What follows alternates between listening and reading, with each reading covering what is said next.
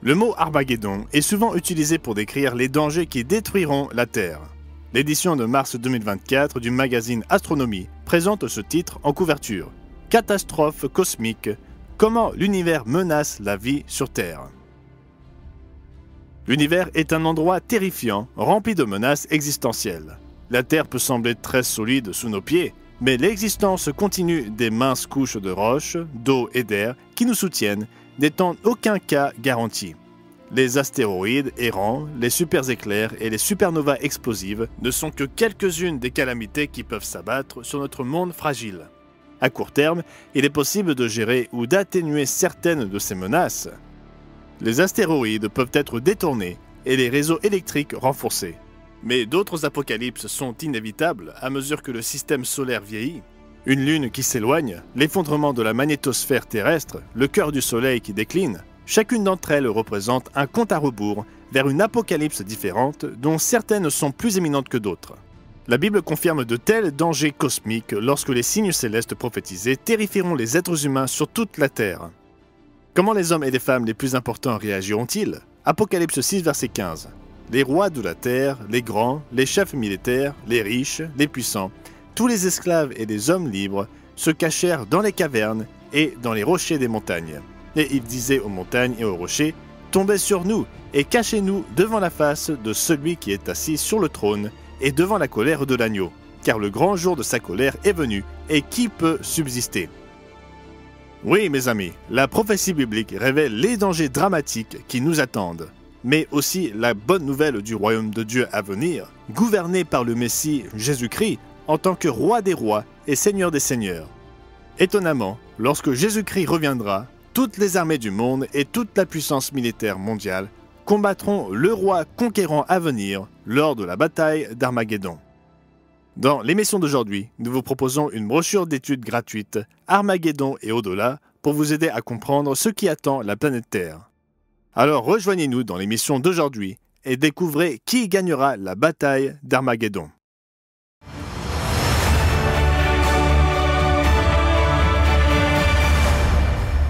Chaleureuses salutations à tous nos amis du monde entier. La fin du monde a souvent été définie par des films populaires et le monde du divertissement, comme la bataille d'Armageddon. Le dictionnaire Merriam-Webster donne la définition suivante pour Armageddon, le lieu où le moment d'une bataille finale et définitive entre les forces du bien et du mal. La bataille qui a lieu à Armageddon.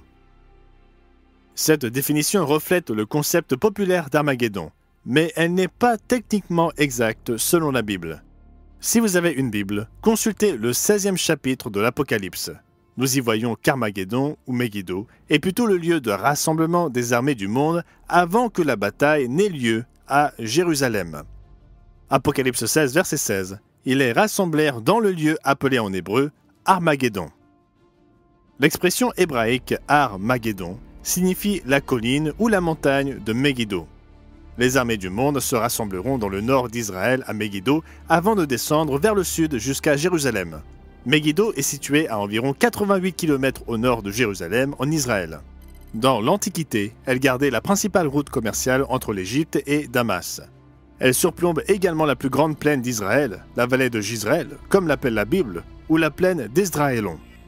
Les rois venant de l'Orient traverseront l'Euphrate en direction de l'Ouest et ils rencontreront d'autres armées de superpuissance à Megiddo. Ces armées se rassembleront à Armageddon, puis se déplaceront vers le sud jusqu'à Jérusalem pour y combattre le Christ. Remarquez Joël 3, verset 1. « Car voici en ces jours, en ce temps-là, quand je ramènerai les captifs de Juda et de Jérusalem, je rassemblerai toutes les nations, et je les ferai descendre dans la vallée de Josaphat. Là, j'entrerai en jugement avec elles. » La vallée de Josaphat se trouve entre le mont des Oliviers et la vieille ville de Jérusalem. Elle est également connue sous le nom de la vallée du Cédron, qui s'étend vers le sud sur une certaine distance. Oui, la bataille du grand jour du Dieu Tout-Puissant aura lieu à Jérusalem. Josaphat signifie « jugement de l'Éternel ». Dieu jugera les nations lors de cette bataille décisive. Qui gagnera cette bataille? Nous pouvons découvrir quelques indices des événements prophétiques qui mèneront à Armageddon. Pour votre bien et celui de votre famille, vous devez connaître la séquence des événements prophétiques qui peuvent se produire au cours de votre vie et dans un avenir proche. Passons d'abord en revue 3 événements majeurs couvrant les 3 années et demie prophétisées menant à Armageddon et au retour du Christ ici-bas en tant que roi des rois et seigneur des seigneurs. Si vous avez une Bible, consultez le livre de l'Apocalypse. Jésus-Christ, l'agneau de Dieu, ouvre le mystérieux rouleau scellé par 7 sceaux. Les 4 premiers des 7 sceaux révèlent 4 cavaliers symboliques. Reportez-vous au 6e chapitre de l'Apocalypse.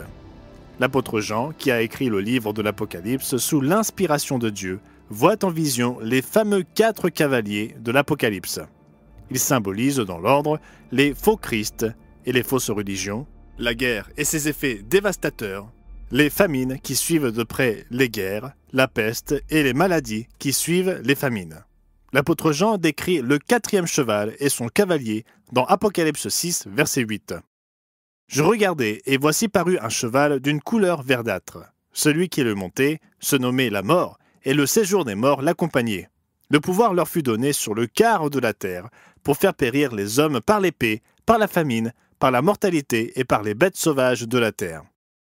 La puissance réunie des 4 cavaliers entraînera une destruction massive sur toute la terre. Mes amis, nous devons faire face à la réalité. Des milliards d'êtres humains mourront ici-bas, tandis que la guerre, la faim et la maladie se répandront sur la planète.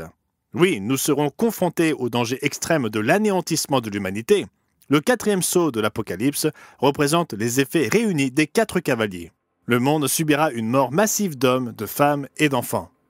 Le 5e sceau, comme nous le lisons dans Apocalypse 6, verset 9, révèle un martyre de chrétiens pendant une période de tribulation d'environ 3 ans et demi. Nous lisons ensuite le 6e sceau, qui introduit le temps de la colère de Dieu et du jugement sur les nations. Le 6e sceau est appelé les signes célestes, Apocalypse 6 et au verset 12. Je regardai quand il ouvrit le 6e sceau, et il y eut un grand tremblement de terre. Le soleil devint noir comme un sac de crin, la lune entière devint comme du sang, et les étoiles du ciel tombèrent sur la terre, comme les figues vertes d'un figuier secouées par un vent violent. Le ciel se retira comme un livre qu'on roule, et toutes les montagnes et les îles furent remuées de leur place. Alors que des bouleversements majeurs ont lieu pendant les signes célestes, nous savons que le plus grand danger réside dans la 3e guerre mondiale et Armageddon. Quels sont les événements prophétiques qui suivent ces perturbations cosmiques ? Ces perturbations cosmiques aux signes célestes, comme on les appelle, introduisent le jour du Seigneur. Le jour du Seigneur représente le temps de la colère et du jugement de Dieu sur un monde rebelle et ingrat. Jésus-Christ, l'agneau de Dieu, sera-t-il perdant? Il exécutera les justes jugements de Dieu. Le jour du Seigneur, ici dans Apocalypse 6, verset 17, est appelé le grand jour de sa colère. Le jour du Seigneur, qui dure 1 an, conduit à la bataille d'Armageddon. Le livre de l'Apocalypse révèle la séquence des événements prophétiques menant à la bataille d'Armageddon. Le jour du Seigneur, qui dure 1 an, prépare le terrain pour la bataille finale entre le bien et le mal. Le jour du Seigneur amènera les jugements de Dieu sur les nations. Comprenons bien, 3 étapes prophétiques précèdent le retour du Christ. Ces étapes sont les suivantes. Numéro 1, la grande tribulation. Numéro 2, les signes célestes. Et numéro 3, le jour du Seigneur. Ces 3 événements couvrent une période d'environ 3 ans et demi. Il y a plus de 30 prophéties dans la Bible qui font référence au jour du Seigneur. Ésaïe 34, verset 8 et Ésaïe 63, verset 4 montrent que le jour du Seigneur dans la prophétie de la fin des temps, le temps qui précède la seconde venue, est une période d'1 année. Vous pourriez vouloir noter ces références, Ésaïe 34, verset 8 et Ésaïe 63, verset 4.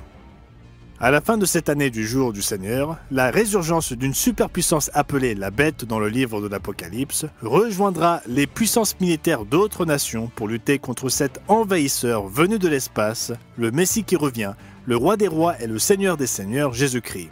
Ils combattront le Christ lors de sa seconde venue à la bataille d'Armageddon.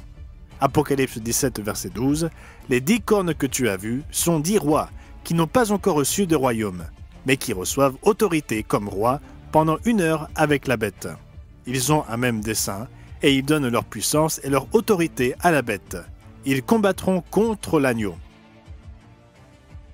Toute la puissance militaire du monde tentera de vaincre le Christ. Mais le monde a-t-il vraiment la puissance nécessaire pour envisager un tel combat? 9 nations dans le monde sont connues pour posséder des armes nucléaires. La puissance réunie de ces armes pourrait détruire plusieurs fois toute vie humaine sur Terre. À la page 5 de la brochure sur Armageddon, ce tableau indique le nombre estimé d'ogives nucléaires que chacun de ces pays possède. Il s'agit de la Russie, des États-Unis, de la France, de la Chine, du Royaume-Uni, d'Israël, de l'Inde, du Pakistan et de la Corée du Nord. Le président russe Poutine menace d'utiliser des armes nucléaires dans la guerre avec l'Ukraine. Ce titre est tiré de l'Associated Press. Poutine avertit à nouveau que la Russie est prête à utiliser des armes nucléaires si sa souveraineté est menacée. Le dirigeant russe a évoqué à plusieurs reprises sa volonté d'utiliser des armes nucléaires depuis qu'il a lancé une invasion à grande échelle de l'Ukraine le 24 février 2022. La menace la plus récente a été formulée dans son discours sur l'état de la nation le mois dernier, lorsqu'il a averti l'Occident que son implication accrue dans le conflit en Ukraine risquait de déclencher une guerre nucléaire. Non seulement le monde doit faire face aux dangers que représentent les nations dotées d'armes nucléaires, mais d'autres nations et des terroristes sont également à la recherche d'armes de destruction massive. Une période de grand danger, une troisième guerre mondiale, est à venir. Les téléspectateurs réguliers du Monde de demain savent que les prophéties bibliques révèlent l'avenir et la séquence des événements qui mèneront à Armageddon. L'apôtre Jean, écrivant au 1er siècle de notre ère, décrit ce qu'il vit en vision. Apocalypse 9, verset 17. « Et ainsi dans la vision, je vis les chevaux et ceux qui les montaient, ayant des cuirasses couleur de feu, d'hyacinthe et de soufre. Les têtes des chevaux étaient comme des têtes de lions, et de leur bouche il sortait du feu, de la fumée et du soufre. Le tiers des hommes fut tué par ces 3 fléaux, par le feu, par la fumée et par le soufre, qui sortaient de leur bouche. Car le pouvoir des chevaux était dans leur bouche et dans leur queue. Leur queue était semblable à des serpents ayant des têtes, et c'est avec elles qu'ils faisaient du mal. » L'apôtre Jean voit en vision la guerre moderne du XXIe siècle. Il décrit les armes de destruction massive dans le langage du 1er siècle. Mes amis, la menace d'une guerre nucléaire est toujours bien réelle. Comme nous venons de le lire dans Apocalypse 9, cette phase de la Troisième Guerre mondiale tuera un tiers de l'humanité. Oui, environ 2 milliards de personnes en plus des 2 milliards déjà tués par les 4 cavaliers dont il est question dans Apocalypse 6, verset 8. Le monde se dirige certainement vers un anéantissement nucléaire si Dieu n'intervient pas pour nous sauver. Cette bataille de la fin des temps opposera les puissances militaires du monde contre l'armée céleste qui reviendra, conduite par le roi des rois, Jésus-Christ. Elle est appelée le combat du grand jour du Dieu Tout-Puissant dans Apocalypse 16, verset 14. Qui combattra le Christ à sa venue? Apocalypse 17 nous donne plus de détails. La dernière résurgence de l'Empire romain, avec ses 10 rois au royaume, utilisera toute sa force militaire pour résister au roi omnipotent qui revient. Apocalypse 17, verset 12. Les 10 cornes que tu as vues sont 10 rois, qui n'ont pas encore reçu de royaume, mais qui reçoivent autorité comme rois pendant 1 heure avec la bête. Ils ont un même dessein, et ils donnent leur puissance et leur autorité à la bête. Ils combattront contre l'agneau. Armageddon est décrit comme la bataille finale entre le bien et le mal. Nous avons vu que toutes les armées du monde uniront leurs forces pour lutter contre cet envahisseur venu de l'espace. Elles se rassembleront à Megiddo, dans la plus grande plaine d'Israël, la vallée de Jizreel, comme l'appelle la Bible, ou la plaine d'Esdraélon. Ils parcourront ensuite les 88 km qui les séparent de la vallée de Josaphat à Jérusalem, comme nous l'avons lu dans Joël 3, verset 2, pour combattre le Christ à sa venue. Toute la puissance nucléaire réunie des armées du monde ne fera pas le poids contre le roi omnipotent à venir. Et qui accompagnera le roi conquérant? Apocalypse 19 donne le cadre juste avant le début de la bataille. Les chrétiens authentiques deviendront l'épouse du Christ. Après la résurrection des chrétiens fidèles à la 7e trompette, les saints glorifiés se rendront à la mer de verre mentionnée dans Apocalypse 15, verset 2, pour leurs noces avec l'agneau Jésus-Christ. Apocalypse 19, verset 6. Et j'entendis comme la voix d'une foule nombreuse, comme un bruit de grosses eaux, et comme un bruit de forts coups de tonnerre, disant « Alléluia, car le Seigneur notre Dieu Tout-Puissant est entré dans son règne. Réjouissons-nous, soyons dans l'allégresse, et donnons-lui gloire, car les noces de l'agneau sont venues, son épouse s'est préparée, et il lui a été donné de se revêtir d'un fin lin éclatant, pur. Car le fin lin, ce sont les œuvres justes des saints. Les saints glorifiés demeureront avec le Christ et Dieu le Père pendant les 9 jours qui séparent la fête des trompettes du jour des expiations et reviendront sur terre avec le roi des rois pour instruire les nations et établir le royaume de Dieu sur la terre. Verset 11.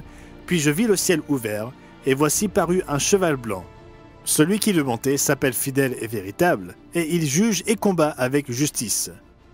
Souvenez-vous, Apocalypse 17 et verset 14. Ils combattront contre l'agneau, et l'agneau les vaincra, parce qu'il est le Seigneur des seigneurs et le roi des rois, et les appelés, les élus et les fidèles qui sont avec lui, les vaincront aussi. Oui, l'agneau Jésus-Christ les vaincra, il les dominera. Le Dieu Tout-Puissant vaincra les nations et les armées rebelles.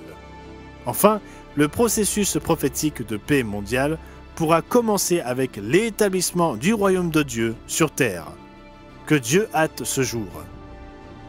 Le roi omnipotent vaincra les puissances militaires réunies de toutes les nations qui cesseront de se combattre entre elles pour combattre, comme au cinéma, cet envahisseur venu de l'espace. Et qui sera aux côtés de notre Sauveur ? Les armées qui sont dans le ciel, mentionnées dans Apocalypse 19, verset 14, seront avec lui. Ceux qui sont appelés, élus et fidèles. Cela peut vous inclure, mes amis, si vous devenez un chrétien fidèle et authentique. Le 19e chapitre de l'Apocalypse nous donne plus de détails sur cette bataille finale. Apocalypse 19, verset 19. « Et je vis la bête, les rois de la terre, et leurs armées rassemblées pour faire la guerre à celui qui était assis sur le cheval et à son armée.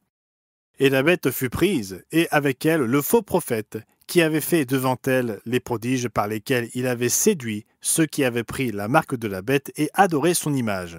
Ils furent tous les deux jetés vivants dans l'étang ardent de feu et de soufre.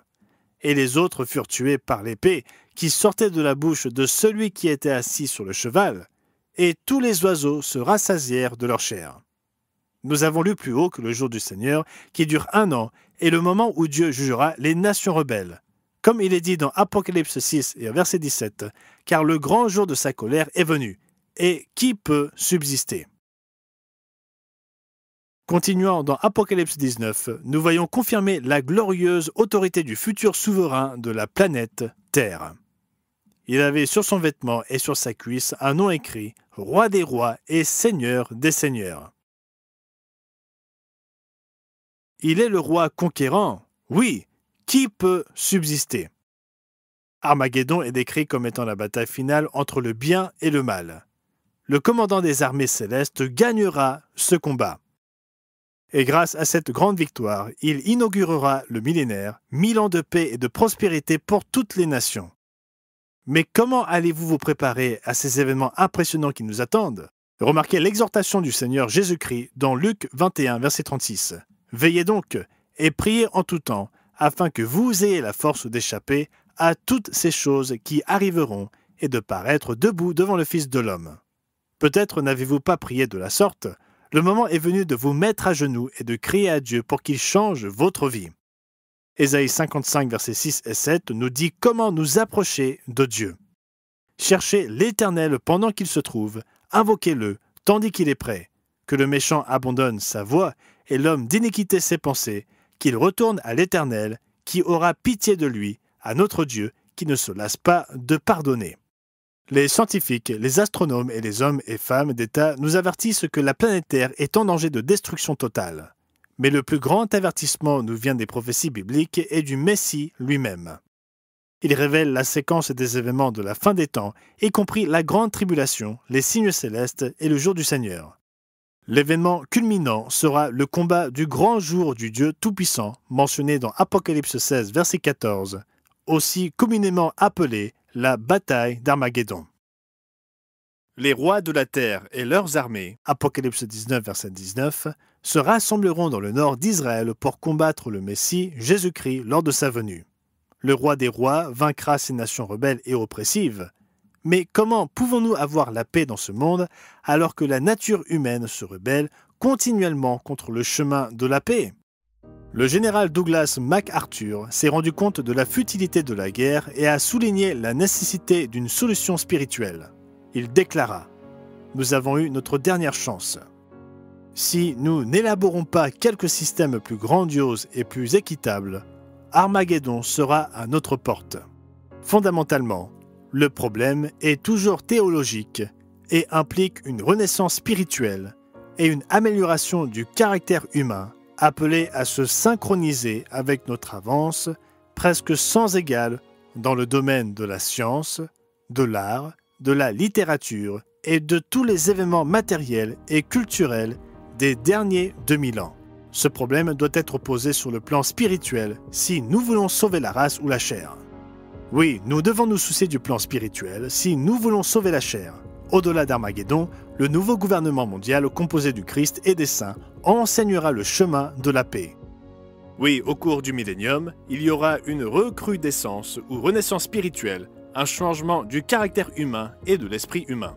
Le royaume de Dieu régnera sur toutes les nations. Priez pour que ce royaume vienne. Nous attendons avec impatience le moment après Armageddon où la prophétie de Zacharie 14, verset 9 s'accomplira. L'Éternel sera roi de toute la terre. Seul le prince de la paix peut gouverner les nations du monde avec amour et justice, garantissant un monde de prospérité et de vie abondante pour tous les peuples. Merci d'avoir regardé. Nous, ici au Monde de Demain, faisons ces vidéos pour vous aider à comprendre votre monde à travers les pages de la Bible. Si vous avez trouvé cette vidéo utile, merci de l'aimer, de la partager et de vous abonner à notre chaîne pour ne manquer aucune vidéo.